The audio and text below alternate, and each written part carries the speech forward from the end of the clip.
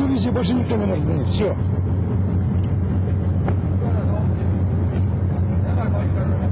Сорок вторая.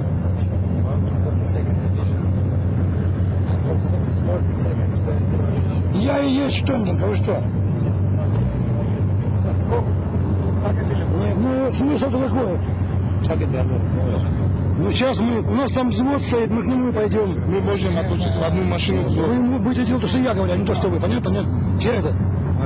Мне условия ставить не надо. Мы сюда никакие условия не ставим. Хотите, мы раздаем машину, я раздавлю сейчас.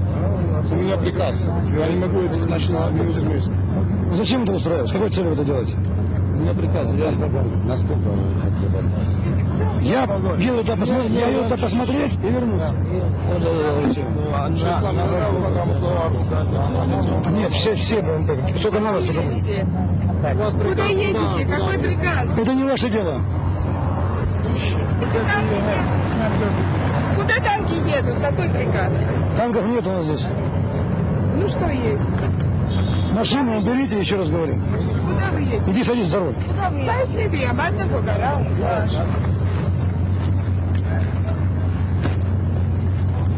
Ты мне вынудил, сам. Ты меня ნაკლებობა ქართული სამართლო პოლიციის მხრიდან, როდესაც თავდაპირველად დაახლოებით 9:30 საათის წინ 6:30-ზე გამოჩნდა ჯავშანტექში გადაცოცხალი ძალა გადაეღობა პატრული და ამის წინ საშუალება რომ დასრულებდა ლამის ხანისკენ, რადგანაც როგორც ქართული სამართლო პოლიცია ამბობდა, იქ ჯავშანტექის გადაადგილება არ შეიძლება, რადგან არ არის კონფლიქტის ზონა და მათ არანაირი უფლება არ ჰქონდათ, რომ ამ გზაზე წასულიყვნენ. მაშინ ერთ-ერთმა პოლკოვნიკმა 54 სადარგო დივიზიონის პოლკოვნიკმა გადაწყვიტა, რომ ტელეფონით გაერკვია თავისი ბრძანების შესახებ დაესუსტებინა სატელეფონო კავშირი ჰქონდათ ქართული მხარის წარმომადგენლებსაც, რომლებიც და სწორედ გენერალი ბორისოვი ელაპარაკებოდა შემდეგ